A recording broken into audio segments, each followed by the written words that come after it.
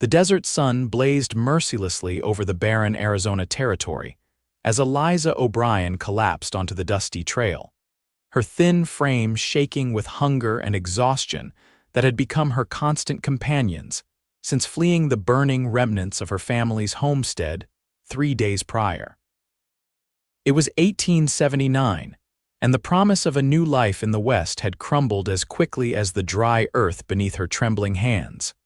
Eliza's dress, once a cheerful blue calico, hung in tatters around her gaunt frame. Her lips were cracked from dehydration, and her once vibrant auburn hair had dulled to a lifeless mass.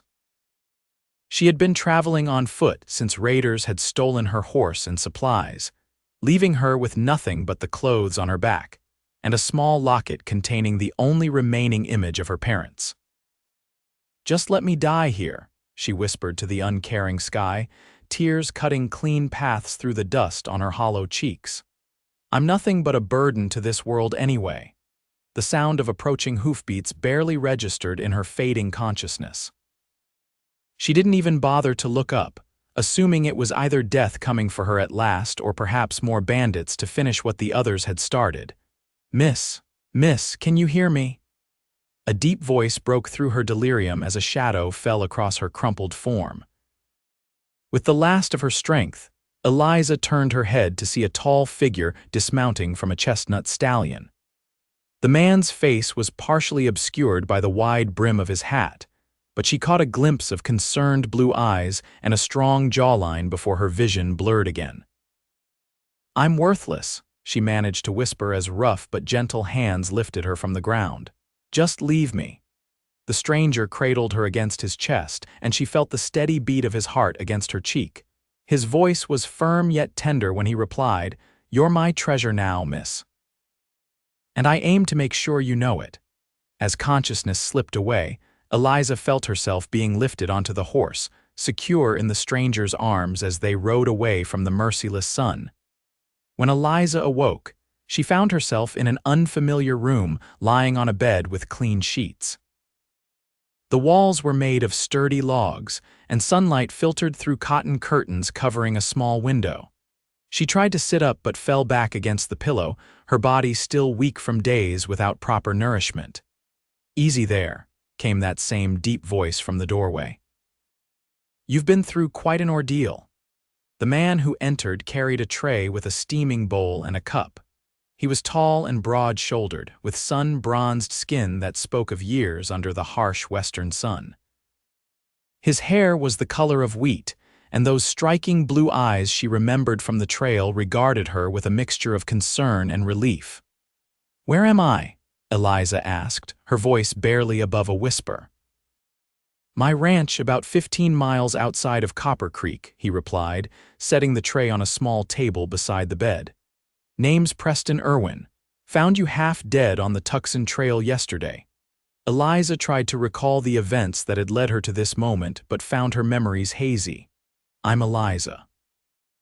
"Eliza O'Brien," Preston nodded, helping her sit up against the pillows. "Miss O'Brien, you need to eat something. It's just broth for now, but it'll help get your strength back." As he carefully held the spoon to her lips, Eliza's cheeks flushed with embarrassment. "I can feed myself," she protested weakly. Preston raised an eyebrow. "No offense, madam, but your hands are shaking something fierce. Just let me help you this once." Too exhausted to argue, Eliza allowed him to feed her the warm broth. Each sip seemed to breathe life back into her weary body. "How long have you been without food?" Preston asked, his expression troubled. 3 days, maybe 4, Eliza admitted. "Raiders hit our homestead. My parents—" Her voice broke as the memories flooded back. "They didn't make it." Preston's jaw tightened. "The Blackwell gang." Eliza nodded, surprised. "You know of them?" "They've been terrorizing homesteaders across the territory," Preston explained, his voice hardening. "The law can't seem to catch up with them." After finishing the broth, Eliza felt strength returning to her limbs. "I should be moving on tomorrow." "I wouldn't want to impose." Preston's laugh was warm and genuine. "Miss O'Brien, you can barely sit up. You're not imposing, you're recovering, and you'll do so for as long as necessary." "But I have nothing to offer in return," Eliza protested. No money, no possessions. Preston's eyes softened. Not everyone in this world demands payment for basic human kindness, Miss O'Brien. Before she could respond, exhaustion overtook her once more, and Eliza drifted back to sleep, the image of those kind blue eyes following her into her dreams. The next few days passed in a blur of rest and recovery. Preston's housekeeper, Mrs. Wilkins, a sturdy woman with silver-streaked hair and a no-nonsense attitude, helped Eliza bathe and provided her with a simple dress that had belonged to Preston's late sister. "That poor boy," Mrs. Wilkins confided as she helped Eliza brush her hair, "lost his whole family to cholera 5 years back. Been running this ranch alone ever since, with just me and a couple of ranch hands to help. He seems capable," Eliza remarked, thinking of Preston's strong hands and confident demeanor. Mrs. Wilkins chuckled. "Capable, yes. Happy, that's another matter entirely." By the end of the week, Eliza had regained enough strength to venture outside. The Irwin ranch was modest but well-maintained, with a sturdy main house, a barn, and several corrals where horses grazed contentedly. Mountains rose in the distance, their peaks still capped with snow despite the summer heat that blanketed the valley. She found Preston in one of the corrals, working with a young colt. His movements were patient and deliberate as he guided the animal in a circle, speaking to it in low, soothing tones. Eliza watched, mesmerized by the trust between man and beast. Preston spotted her and tipped his hat. "Well, look who's up and about. Good to see some color back in your cheeks, Miss O'Brien." Eliza smiled, suddenly self-conscious. "I wanted to thank you properly for saving my life." Preston released the colt and approached the fence where Eliza stood. Anyone would have done the same. "No," Eliza said firmly, "not everyone would have. Most would have left me there or worse." A shadow crossed Preston's face. "This territory brings out the best and worst in people. I've seen both." "I should be moving on soon," Eliza said, though the thought filled her with dread. She had nowhere to go, no family to turn to. Preston studied her for a moment. "Do you have a destination in mind?" Eliza looked away. "I was heading to Tucson. My father's cousin is supposed to be there, though I've never met him." "Copper Creek is having its Founders' Day celebration next weekend," Preston said casually. "Might be worth staying for that before you head on to Tucson. I could use some help around here in the meantime if you're willing." Relief washed over Eliza. "I'd be glad to earn my keep." Preston's smile lit up his face. "Consider it done, then." The next morning, Eliza awoke with the dawn, determined to prove her worth. She found Mrs. Wilkins in the kitchen and offered to help with breakfast. "Lord knows I could use an extra pair of hands," the older woman said gratefully. "These men eat like they've got hollow legs." Eliza learned that besides Preston, there were 2 ranch hands who lived in a small bunkhouse. Miguel, a skilled horseman from Mexico, and Hank, an older man who had been with the Irwin family for decades. As the men came in for breakfast, Eliza served them plates heaped with biscuits, eggs, and salt pork. Preston's eyes widened with surprise when he saw her working alongside Mrs. Wilkins. "You didn't have to do this," he said quietly as she poured his coffee. "I want to," Eliza replied firmly. "It feels good to be useful again." After breakfast, Preston showed Eliza around the ranch, explaining the daily operations and introducing her to the animals. He seemed to take particular pride in his horses, especially a magnificent black stallion named Thunder. "He was wild when I found him," Preston explained, stroking the horse's neck. "Took me months to earn his trust." Eliza approached cautiously, and the horse sniffed her outstretched hand before nudging it gently. "He's beautiful," she whispered. "He likes you," Preston observed, a note of surprise in his voice. "Thunder doesn't usually take to strangers." Eliza smiled. "Animals can sense things about people." "And what do you think he senses about you?" Preston asked, his gaze intent. Eliza stroked Thunder's muzzle. "That I know what it's like to be lost and afraid, I suppose." Preston's expression softened, and for a moment, Eliza thought he might reach for her hand. Instead, he cleared his throat and suggested they continue the tour. As days passed, Eliza fell into the rhythm of ranch life. She helped Mrs. Wilkins with cooking and cleaning, learned to collect eggs from the temperamental hens, and even tried her hand at gardening in the small vegetable patch behind the house.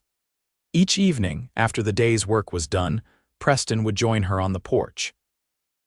They would sit in comfortable silence, watching the sunset paint the mountains in shades of gold and purple. Sometimes they talked about their pasts. Preston spoke of his parents and sister with quiet reverence, while Eliza shared stories of her childhood in Illinois before her family had decided to seek their fortune in the West. "You regret coming here?" Preston asked one evening, his voice barely audible above the chirping of crickets. Eliza considered the question carefully. "I regret losing my parents. I regret that our dreams didn't come true as we'd hoped." She paused, looking at the man beside her. "But I can't regret the path that led me here." Preston's gaze met hers, and something unspoken passed between them, a current of understanding and possibility that made Eliza's heart beat faster. The day before the Founders' Day celebration, disaster struck. Eliza was hanging laundry when she heard shouting from the corral. She ran toward the commotion to find Preston and the ranch hands struggling to contain the panicked horses. A rattlesnake had slithered into the corral, causing the animals to rear and buck in terror. Without thinking, Eliza grabbed a rake leaning against the fence and hurried to help. As Preston attempted to calm thunder, the snake struck at the horse's leg. The stallion reared, throwing Preston to the ground directly in the snake's path. Eliza rushed forward, swinging the rake with all her might. She managed to pin the snake's head, but not before it struck at Preston's arm. Miguel quickly dispatched the reptile with a shovel while Hank helped Preston to his feet. "You've been bit," Eliza gasped, seeing the twin puncture marks on Preston's forearm. Preston's face had gone pale, but he maintained his composure. "It needs to be treated quickly." They helped him to the house, where Mrs. Wilkins took charge. "We need to draw out the poison," she instructed, pulling supplies from a cabinet. Eliza held Preston's hand as Mrs. Wilkins cut into the wound and applied suction to draw out the venom. His fingers tightened around hers, but he made no sound of complaint. "You risked your life," Preston said later, his voice weak as he lay in bed, his arm bandaged and elevated. The venom had made him feverish, and Eliza placed a cool cloth on his forehead. "You would have done the same for me," she replied. "In fact, you already did." Preston's blue eyes, bright with fever, fixed on her face. "You're the bravest woman I've ever met, Eliza O'Brien." It was the first time he had called her by her first name, and the intimacy of it made her cheeks flush. "Rest now," she said softly. "I'll be right here." Throughout the night, Eliza remained at Preston's bedside, changing the compresses on his forehead and making sure he drank water when he woke. By morning, the fever had broken and color had returned to his face. "You're still here," he murmured, finding her dozing in a chair beside his bed. Eliza straightened, pushing her tangled hair from her face. "I said I would be." Preston reached for her hand. "Thank you." The touch of his fingers against hers sent warmth spreading through Eliza's body. "We'll miss the celebration," she said, trying to distract herself from the feelings his touch evoked. "There's always next year," Preston replied, his eyes never leaving her face. "Next year." The words hung in the air between them, full of promise and possibility.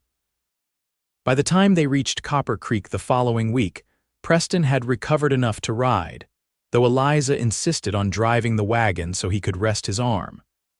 The small town was bustling with activity as people from surrounding homesteads gathered for supplies and socializing. Preston introduced Eliza to several townspeople, including Sheriff Thomas, a gruff but fair-minded man who was all too familiar with the Blackwell gang's activities. "Been trying to track them for months," the sheriff explained. "They hit a stagecoach last week, getting bolder. Any leads?" Preston asked, his hand unconsciously moving to Eliza's back in a protective gesture that didn't go unnoticed by the sheriff. "Heard they might be holed up in the Black Canyon area," Sheriff Thomas replied. "Sending a posse out next week if I can get enough men." As they left the sheriff's office, Eliza felt a prickle of unease. "You're not thinking of joining that posse, are you?" Preston's expression was grim. "Those men killed your parents, Eliza. They've killed others too. Someone needs to stop them. And that someone has to be you." Eliza asked, her voice rising. "You're still recovering from a snake bite," Preston sighed. "Let's not argue about this now. We're supposed to be enjoying our day in town." Eliza wanted to press the issue but recognized the stubborn set of Preston's jaw. Instead, she allowed him to lead her to the general store, where he insisted on buying her a new dress, a pretty green calico that brought out the color of her eyes. "I can't accept this," Eliza protested, even as her fingers caressed the soft fabric. "Consider it a gift," Preston said firmly. "You deserve something nice after everything you've been through." While Preston spoke with the storekeeper about an order of supplies, Eliza wandered to the window, absently watching people pass by on the street. A movement caught her eye, a man across the road staring directly at her. Something about his face seemed familiar, and a chill ran down her spine as recognition dawned. He had been one of the raiders who attacked her family's homestead. Eliza stepped back from the window, her heart pounding. She had to tell Preston, but before she could turn, a hand gripped her arm. "I know you," a rough voice whispered in her ear. "You're that O'Brien girl. Thought you died in the fire with your folks." Eliza tried to pull away, but the man's grip tightened painfully. "Let me go," she demanded, loud enough to draw attention from other customers. Preston appeared at her side instantly. "Is there a problem here?" His voice was cold as steel as he fixed the stranger with a hard stare. The man released Eliza's arm and backed away. "No problem, just greeting an old acquaintance." "He was there," Eliza whispered to Preston. "He was one of the men who attacked our homestead." Preston's expression darkened. "Stay here," he ordered, moving to follow the man who was now hurrying toward the door. "Preston, no," Eliza called after him, but he was already out the door. She ran after him, emerging onto the busy street in time to see Preston confronting the stranger, who had been joined by two other rough-looking men. "You have business with the Blackwell gang, Cowboy?" One of them sneered, his hand hovering near the gun at his hip. "You murdered innocent people," Preston replied, his voice carrying across the suddenly quiet street. "That makes it my business." The first man spat on the ground. "Ain't smart to make accusations without proof." "I have all the proof I need," Preston said, nodding toward Eliza. "She survived your attack. She can identify all of you."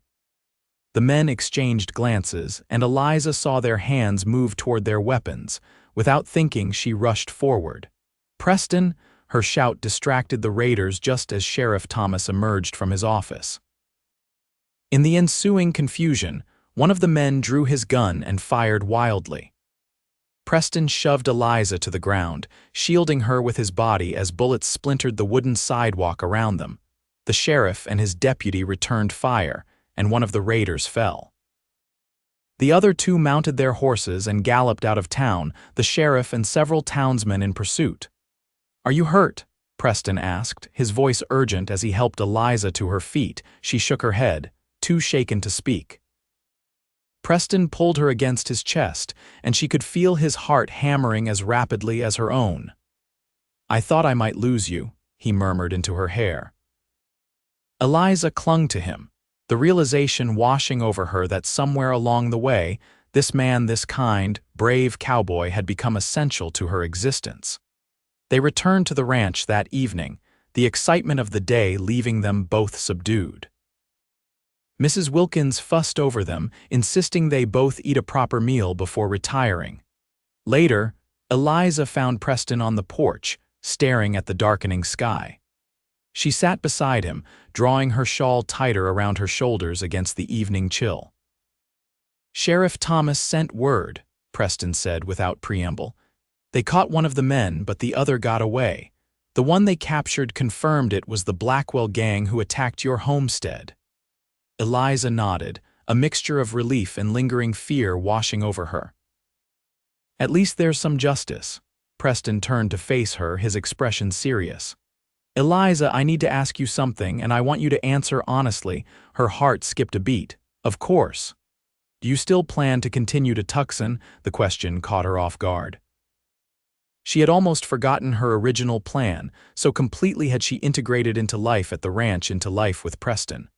I don't know, she admitted. I have no real connection to my father's cousin. It was just the only option I had at the time. Preston took her hands in his. I'm offering you another option. Eliza's breath caught in her throat. What are you saying?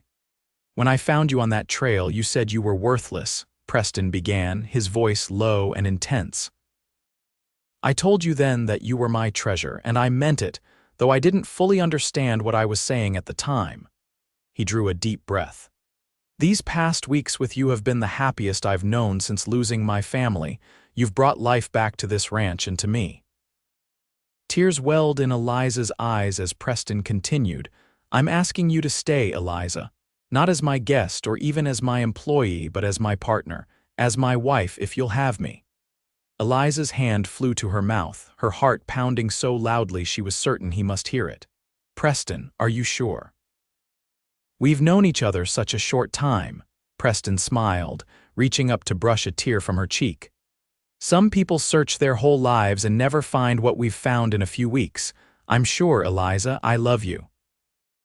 The words, spoken with such simple conviction, broke the last of Eliza's hesitation.